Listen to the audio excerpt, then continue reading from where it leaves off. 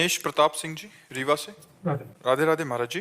महाराज जी, क्या ग्रह नक्षत्रों का योग मनुष्य के जीवन के उतार चढ़ाव में व्यापक प्रभाव रखता है, और इसके अतिरिक्त क्या ग्रहों के गोचर के अनुरूप कार्य किए जाने चाहिए? अगर भगवान से हमारा लगाव नहीं हुआ, भगवान नाम जप नहीं कर रहे, भगवान की आराधना नहीं कर रहे, तो ग्रह नक्षत्र जो विपरीत हैं वो अपना प्रभाव दिखाएंगे। यदि हम भगवान का नाम जप कर रहे हैं तो कुछ नहीं। जानकी नाथ सहाय करें तब कौन बिगाड़ सके नर तेरो, जो पे कृष्ण चरण मन अर्पित तो करिए का नवग्रह रंक। यदि कृष्ण चरण में मन अर्पित है तो नवग्रह कुछ नहीं कर सकते। तो जब हम भगवत विमुख होते हैं, हमारे कर्म खोटे हो जाते हैं, तो ग्रह नक्षत्र विपरीत हो जाते हैं। और जब हम भगवान के सन्मुख होते हैं, हमारे कर्म अच्छे होते हैं, तो विपरीत होते हुए भी हमारा मंगल करेंगे। तो शनि, राहु, केतु, मंगल, गुरु जो भी हैं, ये सब भगवान के शासन में है। जो हम भगवान का चिंतन करेंगे तो इनके द्वारा कोई अनिष्ट नहीं होगा। हाँ, यदि हम इनका अनिष्ट जो करने की प्रक्रिया में है और इनकी हम आराधना कर देते हैं तो कुछ समय के लिए शांत हो जाएंगे, लेकिन ये फिर अनिष्ट करेंगे। और भगवान का यदि भजन करेंगे तो बिल्कुल शांत हो जाएंगे, अनिष्ट करेंगे ही नहीं। 7.5 पे शनिचर बैठा हो, पाई भर आपका कुछ रुआं भी नहीं टूट सकता।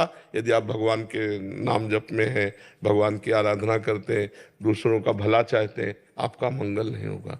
और जब आप दूसरों का शोषण करना चाहेंगे तो चाहे जितना तेल चढ़ाओ, शनिचर आपको पिटाई करेगा, है नहीं?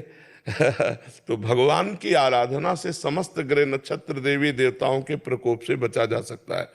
यदि हम भगवान का नाम जप करें तो कोई भूत प्रेत हमें स्पर्श नहीं कर सकता।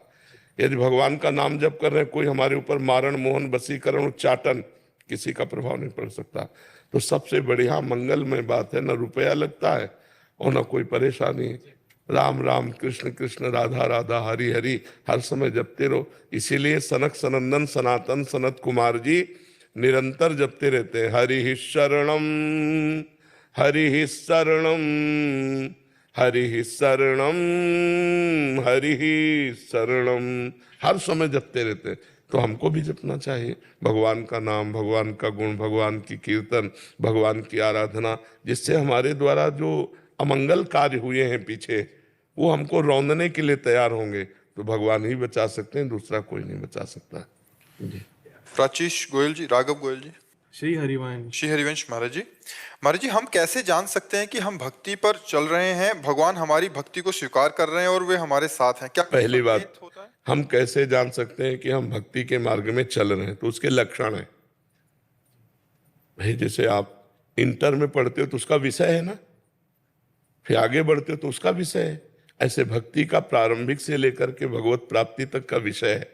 हम भगवान का नाम जप करते हैं, हम भगवान का नाम कीर्तन करते हैं, भगवान की कथा सुनते हैं, भगवान को भोग लगा के प्रसाद पाते हैं और भगवान की शरण में है।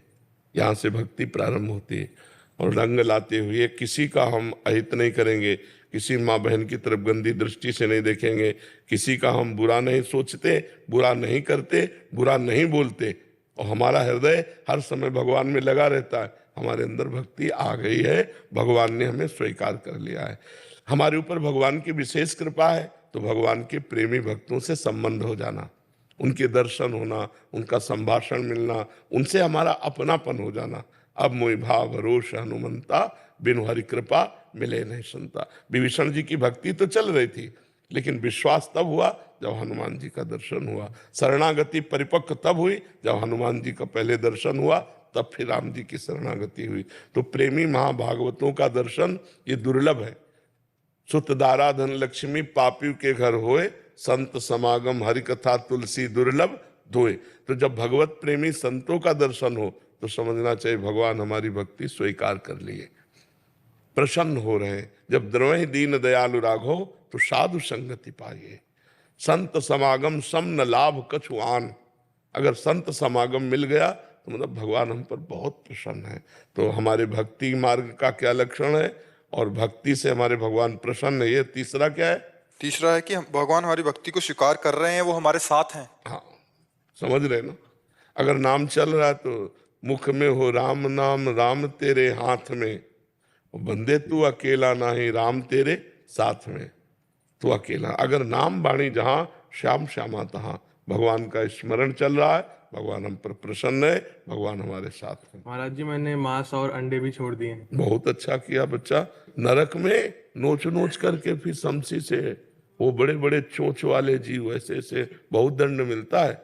देखो यहां भी एक नरक का नमूना है।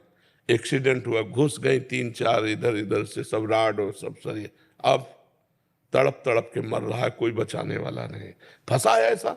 अब जब तक वो आएंगे, सब व्यवस्था होगी, तब तक वो मरे सड़े। ये नार की गति नहीं, ये सब कर्मों का ही तो फल है। अब आप कहते हो कि हम किसी पशु की हत्या नहीं करते लेकिन मांस खाते हैं, सब मांस खाना बंद करो, कोई काटेगा ही नहीं। सोचो, जब मांस की बिक्री बंद हो जाएगी तो पशुओं की हत्या अपने आप बंद हो जाएगी। तो एक एक करके मांस खाना बंद करो, गौ हत्या अपने आप बंद हो जाएगी, पशुओं की हत्या अपने आप बंद हो जाएगी। सृष्टि को समेटने का काम किसको है? भगवान को। भगवान 3 रूपों में है। एक में ब्रह्मा रूप से सृष्टि रचते हैं और हरि रूप से सृष्टि का पालन करते हैं और शिव रूप से सबको समेट लेते हैं। तो ये जिम्मेवारी उनकी है, हमको जिम्मेवारी थोड़ी मिली है।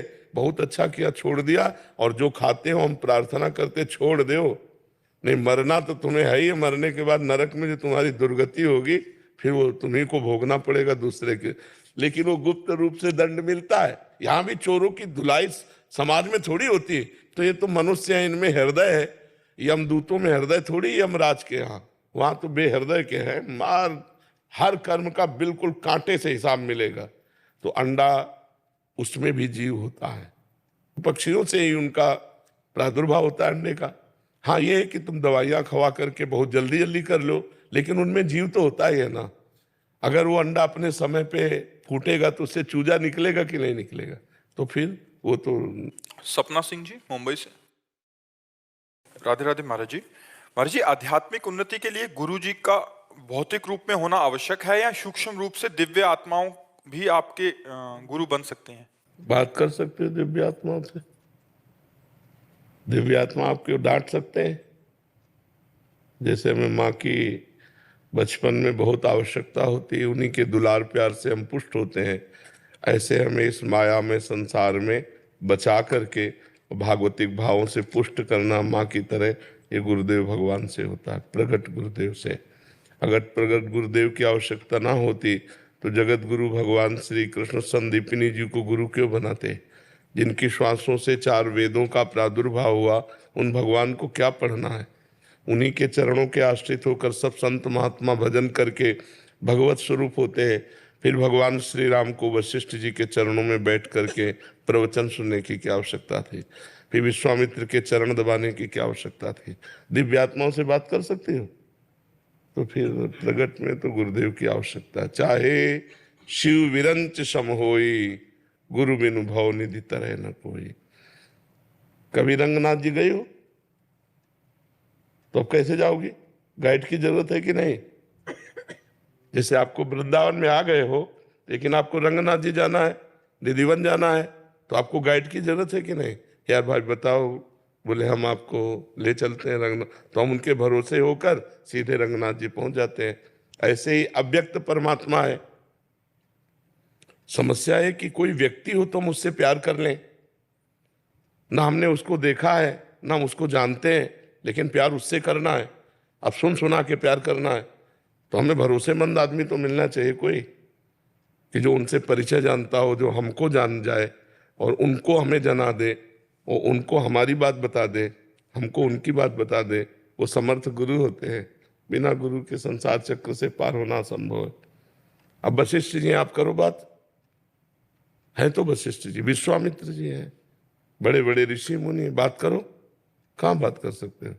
प्रगट में जैसे एक गाइड की आवश्यकता होती, कहीं जिस विषय को हम नहीं जानते, जिस दृश्य को हम नहीं जानते, जिस स्थान को नहीं जानते, ऐसे ही परमात्मा से प्रीति कराने के लिए गुरुदेव की आवश्यकता। और गुरुदेव और परमात्मा दो नहीं है, वही परमात्मा गुरुदेव का रूप धारण करके अपने रास्ते को बताते हैं। कहते हैं वो परमात्मा के रूप में, लेकिन वो बात अपनी ही बताते हैं। सोई जाने जेहि देहु जनाई, और जानत तुम्हें हो जाए। तो अत्यंत गुरुदेव की आवश्यकता है। बिना गुरु के एक कदम भी हम परमार्थ में नहीं चल सकते, और जो चलते हैं वो नाटक होता है। वो सच्चा परमार्थ नहीं। सच्चा परमार्थ अहंकार रहित होता है, और अहंकार का नाश गुरुदेव की कृपा दृष्टि से होता है। सर्वम खलमिदम ब्रह्म, ये परमार्थ है। वासुदेवास्वरमिति, ये परमार्थ है। ये बिना गुरु कृपा के नहीं आता। हमें तो ऐसा लगता है कि जो कुछ है वो सब गुरु कृपा से है। वो किसी को ऐसा लगता हो तो हमें प्रमाण दे दे कि हम बिना गुरु के सिद्ध हो गए, तो हमें पता चल जाए। आज तक हमें ऐसा कोई नहीं मिला जो लक्ष्य को प्राप्त किया हो बिना गुरु के, ऐसा नहीं मिला। महाराज जी, अध्यात्म में नहीं, ये वस्तुतः व्यवहार में भी ऐसा ही है। हम कह रहे चोरी करना है तो जेब काटने वाले के पास 10-5 दिन रहना पड़ेगा। चोरी करना है तो 10-5 दिन उसके हाथ पैर जोड़ने पड़ेंगे। अरे हमें ढोलक बजानी है, हमें हारमोनियम बजानी है, तो हमें गुरु करना पड़ेगा यार। चोरी में भी गुरु करना पड़ता है, उसके हथकंडे सीखने पड़ते हैं। तो सतमार्ग अव्यक्त परमात्मा की प्राप्ति के लिए तो गुरुदेव की अत्यंत आवश्यकता है ही।